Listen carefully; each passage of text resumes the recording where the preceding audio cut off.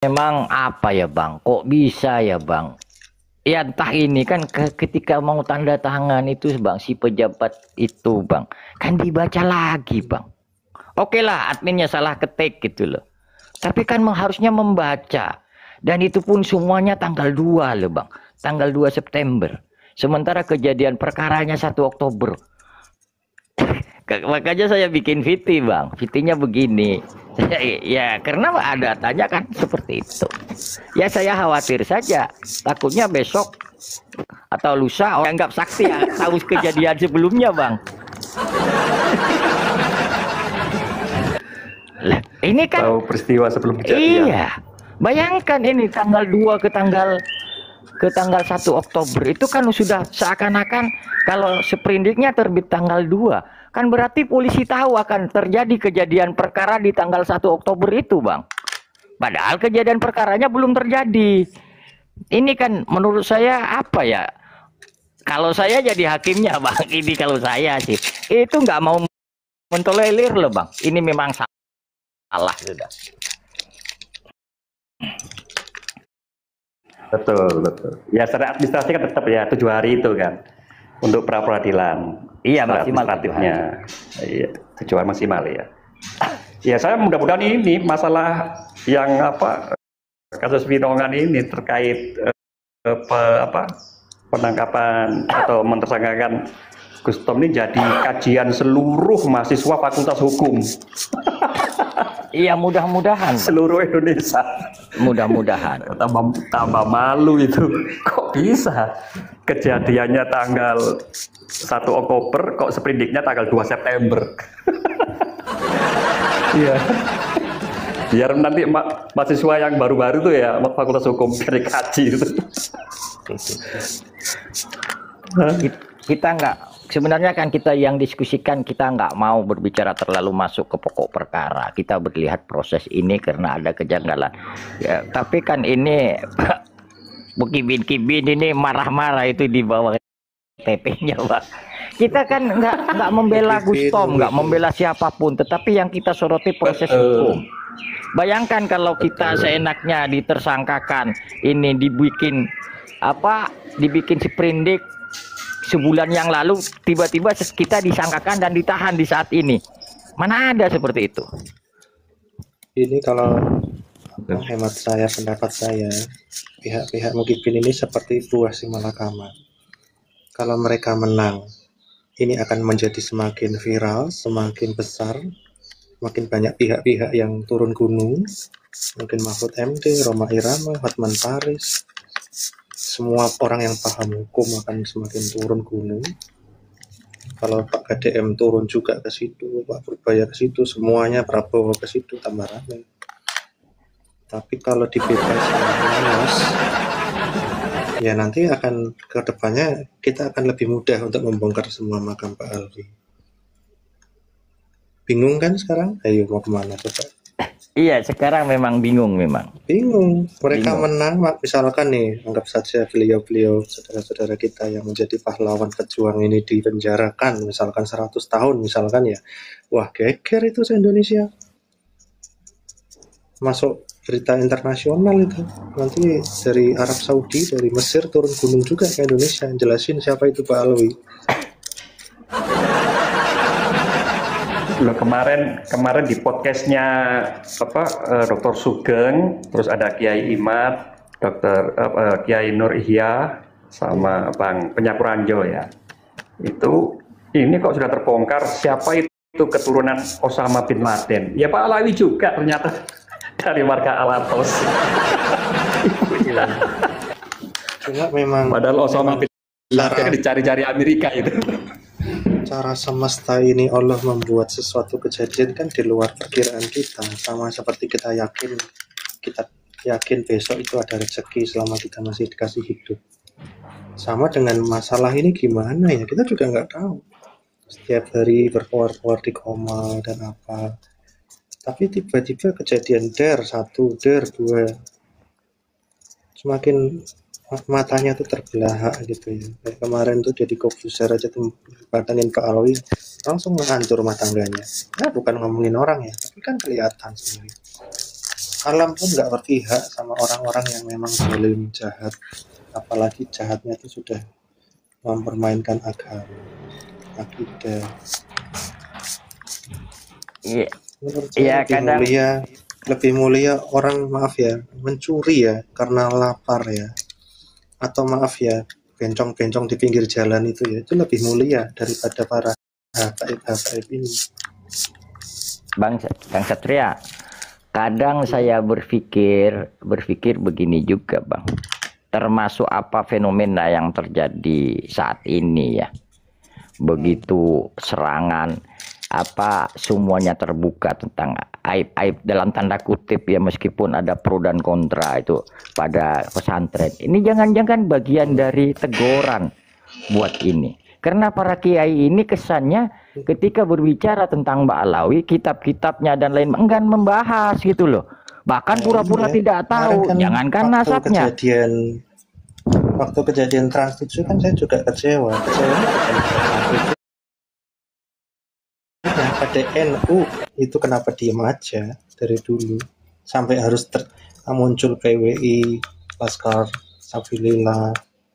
Ya karena NU selama ini diem aja. Kita sapa dulu ini Bang Haplo. Assalamualaikum Bang Haplo. Waalaikumsalam warahmatullahi wabarakatuh.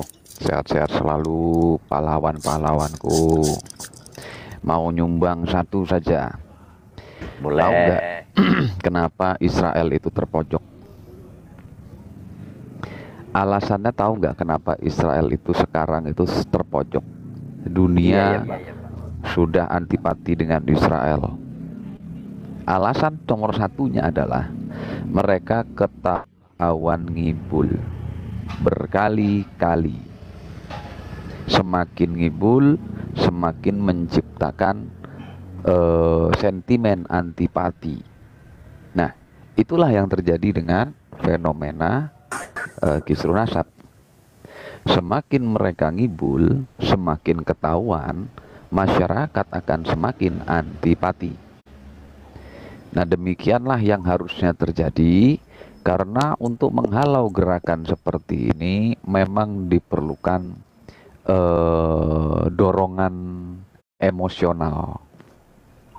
Jadi artinya bukan emosional dalam konteks negatif ya, tapi emosional yang terukur. Cukup sekedar antipati, tidak perlu menjadi tingkatan membenci secara berlebihan. Nah, kita sudah melalui sekian tahun. Dan dalam sekian tahun itu, yang terjadi adalah mereka melakukan kebohongan. Dan kebohongan, dan kebohongan. Dari mana kita tahu itu adalah kebohongan? Karena kita punya bukti. Ini persis dengan kejadian Israel 7 Oktober. Bukti-bukti yang dimiliki itu jauh lebih banyak ketimbang propaganda yang mereka sajikan, yang Israel sajikan. Semakin mereka memproklamirkan dirinya benar, dan semakin muncul bukti-buktinya, ending-endingnya itu adalah suatu kegiatan atau upaya yang kontraproduktif terhadap kehendak dari Israel itu sendiri. Demikian pula yang terjadi hari ini. Alhamdulillah ini sudah 4 tahun, 5 tahun. Semakin lama mereka berbuat kebohongan, maka cepat semakin rungkat. Demikian dari saya, silahkan dilanjut. Ya, terima kasih Bang Handullah. Kita sapa Bang Nur Sejati. Assalamualaikum warahmatullahi wabarakatuh. Waalaikumsalam warahmatullahi wabarakatuh. Sehat sedayanipun nggih. Nggih, sehat. Kiai. Amin. Ridho falilahina ya Allah. Amin. Monggo, Pak Kiai. Saya ini ya teman-teman, sebelum Pak Kiai ini saya izin ini sebentar ke belakang ini. Sakit perut. Monggo. Jadi sebelum kejadian tanggal 1 itu Gus Tom itu ke rumah, juga Gus Naim, juga Kiai Haji Ansori, juga semuanya. Saya sudah bilang selama 2 minggu ini tidak usah keluar dulu. Kalaupun toh itu keluar, yang sifatnya untuk religi silahkan. Pada waktu tanggal 1, beliaunya telepon, Romo, saya minta izin, saya mau ke Pasuruan. Ini dalam rangka istighosah di daerah Winong, kebetulan juga sama Yai Rijal. Ini bannernya. Oh, enggak apa-apa, Le. Silahkan kalau itu. Kan enggak mungkin saya selaku orang tua enggak mengizinkan Gustom untuk melakukan istighosah. Tapi tanda-tanda itu memang sebelumnya sudah juga saya sampaikan. Hati-hati kamu, Le. Oke, Romo. Tahu-taunya pada waktu itu ditampilkan video pembongkaran makam. Saya sudah langsung saya telepon 1 kali, tidak diangkat, 2 kali, 3 kali. Kamu di mana? Saya posisi sekarang itu ada di Winongan, Romo. Lagi melakukan pembongkaran makam yang telah melakukan satu pelanggaran di makam umum, itu punyanya seorang Habib. Dan di sini juga disaksikan dari perangkat desa maupun dari pihak dewan, juga ada pihak kepolisian Polsek maupun Koramil. Dengan begitu nanti penilaian umum itu, kita ini jangan sampai dikatakan kita ini anarkis. Oh ya, coba saya minta kamu video call. Oh ya, enggak apa-apa. Nah, itulah kejadian awal sehingga kami sendiri ini perjalanannya Gustom itu dalam pemantauan kami. Kan jelas tidak mungkin kalau istilahnya itu melakukan pembongkaran, ada pihak kepolisian Polsek, Koramil, dari pihak juga dewan, juga daripada perangkat desa, lurahnya, semuanya juga jelas. Dari pikiran kami pun kan tidak ada was-was. Betul. Nah, setelah itu dia telepon pulang, tolong nanti ke rumah pijetin, kamu kan sudah ibaratnya mau mijetin. Nah dari situ itu, Romo, ini gawat. Kenapa? Nanti aja saya sampaikan. Ini ada seseorang, ini kurang lebih sekitar 14 orang, ini datang ke rumah mau menjemput paksa. Apakah kamu sudah menghubungi dari rekan? Oh sudah, dari anggota kita lakukan sebagai warga. Nah, itu videonya juga ada. Lah setelah kejadian itu saya juga kaget.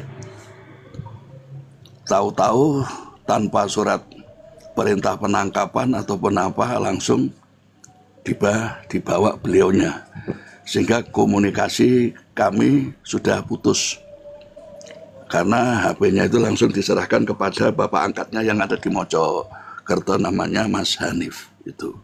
Romo, ini prosesnya langsung ditangani dari pihak Polda, juga datang ke Pasuruan. Kaget, saya juga kaget ini. Wah, ini nanti kalau sampai terjadi ada penahanan di situ, ini adalah merupakan suatu pengorbanan yang mana Allah nanti akan memberikan suatu petunjuk.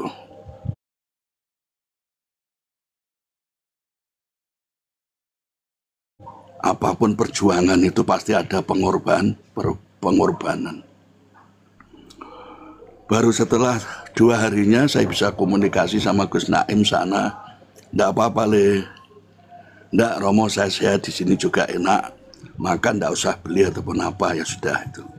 Dari situlah sudah sampai sekarang putus hubungan, hanya kami selalu berhubungan dengan pihak pengacara. Setelah 1 minggu, ditangkaplah yang namanya Pujo. Pujo. Itu ya, kami pun juga menghubungi Karo Bintal Tibyah pada waktu itu.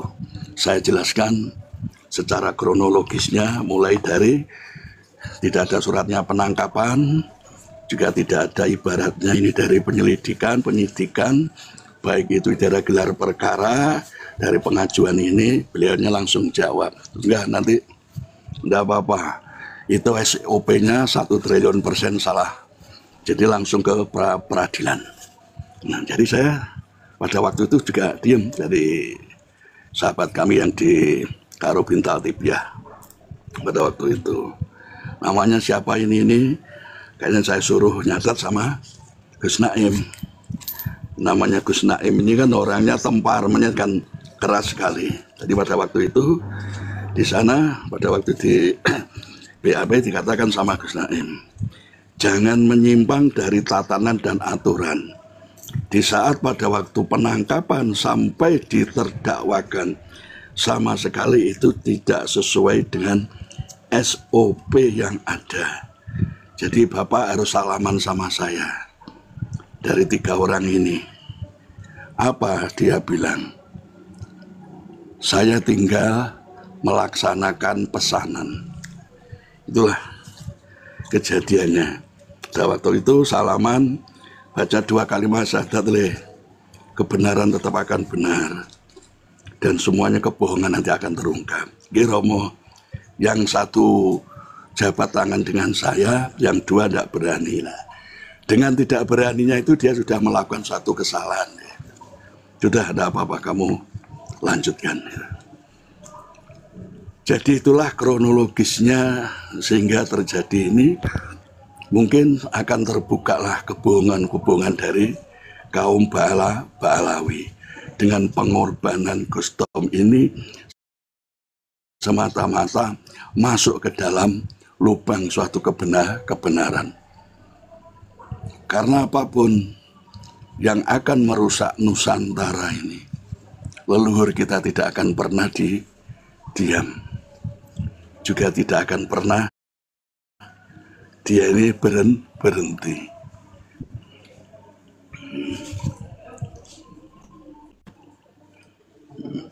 Jadi itulah runtutan permasalahan yang selama. Dan pada waktu diadakan rundingan dari pihak Polres pada waktu tadi sama Gus Wadi itu juga aneh. Dari perangkat-perangkat itu juga didatangi. Itu. Nah, yang juga jadi herannya, di saat pada waktu pertemuan dengan pihak Kapolres, kalaupun toh itu memang kami yang melakukan suatu kesalahan, ya silakan aja diperadilankan. Itu juga videonya ada, juga direkam sama anak-anak. Betul. Tapi di saat pada waktu pertemuan antara Bupati, DPR, dia sudah tidak sesuai dengan di saat pada waktu pertemuan dengan warga yang telah diwakili 15 orang. Sebenarnya kami ini tidak arogan, dan bahkan kami ini mengharapkan suasana dalam konsolidasi ini aman, nyaman, dan tentram. Kalaupun toh itu kita ini dimediasi untuk mencabut hari ini juga akan kami keluarkan. Nah, ini tidak sesuai di saat pada waktu Kapolres mengumpulkan 15 orang yang mewakili dari warga Winongan. Harusnya di saat pada waktu pertemuan antara DPR dengan pihak Bupati dengan pihak Kapolres itu juga harus diwakili dari warga. Tapi sama sekali tidak ada undangan. Jadi dalam suatu pembicaraan itu adalah dimonopoli dari orang-orang yang telah melencengkan daripada kejadian pembongkaran yang di Winom. Tapi Allah tetap melindungi orang-orang yang terhina atau nggak bisa main mustajabah. Jadi saya yakin semuanya nanti akan terbongkar. Di saat pada waktu pra peradilan yang pertama ditanyakan dari pihak hakimnya, setelah dibacakan dari Gus Naim satu persatu proses sampai penangkapan sampai proses dari pra peradilan, apa yang disampaikan dari Gus Naim dan dijawablah sama hakim. Ditanya, mohon maaf, apakah itu bangunan itu ada di dalam makam umum? Dijawablah dengan Gus Naim, mohon maaf hakim, betul kondisi makam itu bangunan permanen itu ada di dalam tempat pemakaman umum. Loh, kok bisanya? Dari kata-kata itu, dari pihak kepolisian sudah bingung. Mohon untuk diajukan dari apa yang sampaikan, dia bilang masih belum siap hakim. Loh, yang memulai kejadian itu kamu tidak mempersiapkan. Kamu ini bisa menjalankan hukum yang sebenarnya atau hukum ini kamu buat main-main. Itu yang awal itu. Nah, jadi itu semoga dari kedepannya ini nanti saya tinggal nunggu laporan dari Gus Naim, tapi kelihatannya ini sudah dimasuki hal-hal yang sifatnya dolar, tapi insya Allah hakim ini berdiri di tengah-tengah dalam kebenaran. karena ini tembusan ini, saya punya keponakan, yang keponakan saya itu adalah Sekretaris Negara Prasetyo Hadi, itu keponakan saya, sehingga semuanya detail sudah saya sampaikan dan itu sudah ada di mejanya Prabowo. Jadi kita rekan-rekan kita ini mujadid, kita ini pembaharu.